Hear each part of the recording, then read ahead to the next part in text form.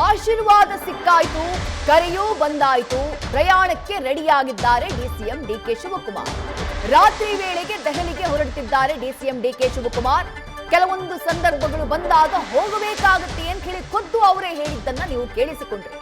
ಕುರ್ಚಿ ಗೆಲ್ಲೋಕೆ ಅಣ್ಣನ ಬೆನ್ನ ಹಿಂದೆ ಸಹೋದರನ ಶಕ್ತಿ ಇದೆ. ಅಣ್ಣನಿಗೂ ಮೊದಲೇ ದೆಹಲಿಯತ್ತ ಡಿಕೆ ಸುರೇಶ್ ಪ್ರಯಾಣವನ್ನ ಬೆಳೆಸುತ್ತಿದ್ದಾರೆ. ಡಿಸಿಎಂ ಡಿಕೆ ಶಿವಕುಮಾರ್ ಅವರ ಈ ಮುಖ್ಯಮಂತ್ರಿ ಗಾದಿಯ ಆ ಫೈಟ್, ಆ ಪಣ, ಅವರ ಆ ಕಾದಾಟ ಹೈಕಮಾಂಡ್ ಜೊತೆಗೆ ಈ ಇಡೀ ಅವರ ಜರ್ನಿಯಲ್ಲಿ ಅವರ ಜೊತೆಗಿದ್ದು ಅವರ ಸಹೋದರ ಡಿಕೆ ಸುರೇಶ್. ನಿಮಗೆ ನೆನಪಿರಬಹುದು, 1-1.5 ತಿಂಗಳ ಹಿಂದೆಯೂ ಕೂಡ ಈ ಪ್ರಯತ್ನ ಡಿಕೆ ಬ್ರದರ್ಸ್ ಇಂದ ಆಗಿತ್ತು. ದೆಹಲಿಗೆ ಹೋಗಿದ್ರು, ಆದ್ರೆ ಅವರ ನಿರೀಕ್ಷೆಯಂತೆ ರಾಹುಲ್ ಗಾಂಧಿ ಅವರ ಭೇಟಿ ಸಾಧ್ಯ ಆಗಿರಲಿಲ್ಲ. 3-4 ದಿನ ನಿಂತರೂ ಕೂಡ ಯಾವುದೇ ರೀತಿಯಾದಂತಹ ನಿರ್ಧಾರಗಳಾಗದೆ ಅಥವಾ ಭೇಟಿಗೆ ಫಲ ಸಿಗದೆ ಬರಿಗೈನಲ್ಲಿ ಸಹೋದರರು ವಾಪಸ್ಸಾಗಿದ್ರು. ಆವತ್ತು 2023ರಲ್ಲಿ ನೀವು ನೆನಪು ಮಾಡ್ಕೊಳ್ಬೇಕು, 2023ರಲ್ಲಿ ಈ ಕುರ್ಚಿ ಕಿತ್ತಾಟ ಆಯ್ತಲ್ಲ, ಇಬ್ರಲ್ಲಿ ಯಾರನ್ನ ಆಯ್ಕೆ ಮಾಡೋದು ಅನ್ನುವಂಥ ಪ್ರಶ್ನೆ ಬಂತಲ್ಲ ಸಿದ್ದರಾಮಯ್ಯ ಹಾಗೆ ಡಿಕೆ ಶಿವಕುಮಾರ್ ಅವರ ಮಧ್ಯೆ. ಆಗಿನಿಂದಾನು ಸಹೋದರನ ಬೆನ್ನಿಗೆ ನಿಂತು ಸಹೋದರನ ಪರವಾಗಿ ಡೆಲ್ಲಿನಲ್ಲಿ ಜಾಂಡಾ ಹೂಡಿ ಹೈಕಮಾಂಡ್ ನಾಯಕರ ಮನವೊಲಿಕೆಯ ಸತತ ಪ್ರಯತ್ನವನ್ನ ಮಾಡಿದವರು ಅವರ ಸಹೋದರ ಮಾಜಿ ಸಂಸದ ಡಿಕೆ ಸುರೇಶ್. ಈಗಲೂ ಕೂಡ ನಿರ್ಣಾಯಕ ಘಟ್ಟಕ್ಕೆ ಬಂದು ನಿಂತಿದೆ ರಾಜ್ಯದ ಕುರ್ಚಿ ಕದನ. ಕ್ಲೈಮ್ಯಾಕ್ಸ್ ಹಂತಕ್ಕೆ ಬಂದು ನಿಂತಿದೆ. ಹಾಗಾಗಿ ಸಹೋದರ ಡಿಕೆ ಶಿವಕುಮಾರ್ ಅವರಿಗಿಂತಾನು ಮುಂಚೆನೆ ದೆಹಲಿಗೆ ಪ್ರಯಾಣವನ್ನ ಬೆಳೆಸುತ್ತಿದ್ದಾರೆ ಡಿಕೆ ಸುರೇಶ್. ಅಣ್ಣ ಬರೋದಕ್ಕೂ ಮುಂಚೆ ವೇದಿಕೆಯನ್ನ ಸೆಟ್ ಮಾಡುವಂತ, ಸ್ಟೇಜ್ ಅನ್ನ ಸೆಟ್ ಮಾಡುವಂತ ಕೆಲಸವನ್ನ ಮಾಡಲಿದ್ದಾರೆ ಅನ್ನುವಂತ ಮಾಹಿತಿ.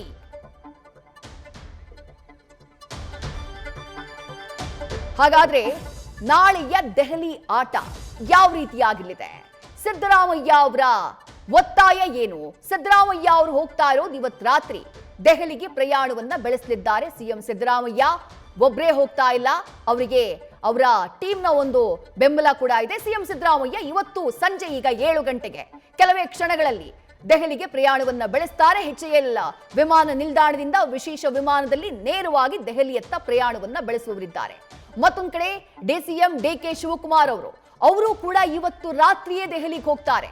ಬೆಳಗ್ಗೆ ಏನಂದ್ರು, ಹೈಕಮಾಂಡ್ ನಾಯಕರು ಕರೆದ್ರೆ ಹೋಗ್ತೀನಿ ಅಂತ ಹೇಳಿದ್ರು. ಆದ್ರೆ ಅದಾಗಿ 1 ಗಂಟೆಗೆ ಅವರ ಸ್ಟೇಟ್ಮೆಂಟ್ ಚೇಂಜ್ ಆಯ್ತು. ಕೆಲವೊಂದು ಸಂದರ್ಭ ಬಂದಾಗ ಹೋಗಬೇಕಾಗುತ್ತೆ, ನಾನು ಹೋಗ್ತಾ ಇದ್ದೀನಿ ಅನ್ನೋದನ್ನ ಸ್ಪಷ್ಟಪಡಿಸಿದ್ರು.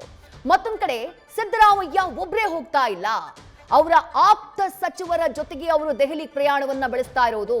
MB ಪಾಟೀಲ್ ಅವರು, ಗೃಹ ಸಚಿವ ಡಾಕ್ಟರ್ G ಪರಮೇಶ್ವರ್ ಅವರು, ಎಲ್ಲಕ್ಕಿಂತ ಮುಖ್ಯವಾಗಿ ಸತೀಶ್ ಜಾರಕಿಹೊಳಿ ಅವರು, ಬೈರತಿ ಸುರೇಶ್ ಅವರು, HC ಮಹದೇವಪ್ಪ ಅವರು, ಇವರೆಲ್ಲರ ಸಾಥ್ ಇದೆ ಅನ್ನುವಂತ ಮಾಹಿತಿ ಇದೆ. ಅವರೆಲ್ಲರೂ ಜೊತೆಯಾಗಿ ಹೋಗಲಿದ್ದಾರೆ ಸಿದ್ದರಾಮಯ್ಯ ಅವರಿಗೆ. ಸಿದ್ದರಾಮಯ್ಯ ಅವರ ಜೊತೆಗೆ ಶಕ್ತಿಯಾಗಿ ನಿಲ್ಲೋದಕ್ಕೆ, ಅವರ ಪರವಾಗಿ ವಾದ ಮಂಡನೆಯನ್ನ ಮಾಡೋದಕ್ಕೆ ಅನ್ನುವಂಥ ಮಾಹಿತಿ ಇದೆ. ಆಪ್ತ ಸಚಿವರ ಜೊತೆಗೆ ದೆಹಲಿ ಪ್ರಯಾಣವನ್ನ ಬೆಳೆಸುತ್ತಿದ್ದಾರೆ. ಮತ್ತೊಂದು ಕಡೆ ಡಿಕೆ ಶಿವಕುಮಾರ್ ಅವರು ಒಬ್ಬರೇ ಹೋಗ್ತಾ ಇಲ್ಲ, ಅವ್ರು ಹೋಗೋದಕ್ಕೂ ಮುಂಚೆನೇ ಅವರ ಸಹೋದರ ಡಿಕೆ ಸುರೇಶ್ ದೆಹಲಿಯತ್ತ ಪ್ರಯಾಣವನ್ನ ಬೆಳೆಸುತ್ತಿದ್ದಾರೆ. ತಮ್ಮ ಸಹೋದರನ ಬಲದೊಂದಿಗೆ ಡಿಕೆ ಶಿವಕುಮಾರ್ ದೆಹಲಿಗೆ ಹೋಗ್ತಾ ಇರೋದು. ಸಿದ್ದರಾಮಯ್ಯ ಅವರ ಪಟ್ಟೇನು? ಸಿದ್ದರಾಮಯ್ಯ ಅವರ ಪಟ್ಟು ಕಳೆದ ನವೆಂಬರ್ನಿಂದಾನು ಬಹಳ ಸ್ಪಷ್ಟವಾಗಿದೆ. ಅವರು ಬಹಳ ಓಪನ್ ಆಗಿ ಈ ವಿಚಾರವನ್ನ ಮಾತನಾಡಿದ್ದಾರೆ. ಸಂಪುಟ ಪುನರ್ರಚನೆಗೆ ಪಟ್ಟನ್ನ ಹಿಡಿದಿದ್ದಾರೆ. 2.5 ವರ್ಷದ ನಂತರ ಸಂಪುಟ ಪುನರ್ರಚನೆಯ ಬಗ್ಗೆ ಮಾತುಕತೆಯಾಗಿತ್ತು ಅಂತ ಹೇಳಿ ಆನ್ ರೆಕಾರ್ಡ್ ಹೇಳಿದವರು ಸಿಎಂ ಸಿದ್ದರಾಮಯ್ಯ. ಆವತ್ತಿನಿಂದ ಇವತ್ತಿನ ತನಕ ಅವರದ್ದು ಒಂದೇ ಸ್ಟ್ಯಾಂಡ್, ಕುರ್ಚಿಯನ್ನ ಬಿಟ್ಟು ಕೊಡುವ ಬಗ್ಗೆ ಅವರ ಮಾತಿಲ್ಲ. ಅವ್ರ ಮಾತಿರೋದೇ ಸಂಪುಟ ಪುನರ್ರಚನೆಯ ಬಗ್ಗೆ. ಸಂಪುಟ ಪುನರ್ರಚನೆಯಾದ್ರೆ ಕುರ್ಚಿ ಬದಲಾವಣೆ ಅಥವಾ ನಾಯಕತ್ವ ಬದಲಾವಣೆ ಆಗೋದಿಲ್ಲ. ಡಿಕೆ ಶಿವಕುಮಾರ್ ಅವರ ಪಟ್ಟೇನು? ನೀವು ಮಾತು ಕೊಟ್ಟಿದ್ದೀರಿ 2023ರಲ್ಲಿ, ಸ್ವಲ್ಪ ಸಮಯದ ನಂತರ ನಿನಗೆ ಅವಕಾಶ ಕೊಡ್ತೀನಿ ಅಂತ ಹೇಳಿ ಅಧಿಕಾರ ಹಂಚಿಕೆಯ ಮಾತುಗಳನ್ನು ಆಡಿದ್ದೀರಿ.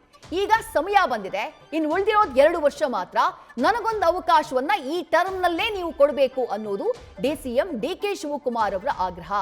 ಇದು ಎರಡೇ ಬೇಡಿಕೆ ಕಳೆದ 3 ವರ್ಷಗಳಿಂದ. ಆದ್ರೆ ಹೈಕಮಾಂಡ್ ನಾಯಕರ ನಿಲುವೇನಾಗಿರುತ್ತೆ, ನಾಳೆ ಏನಾಗುತ್ತೆ ಅನ್ನೋದು ಸದ್ಯಕ್ಕಿರುವಂತಹ ಕುತೂಹಲ.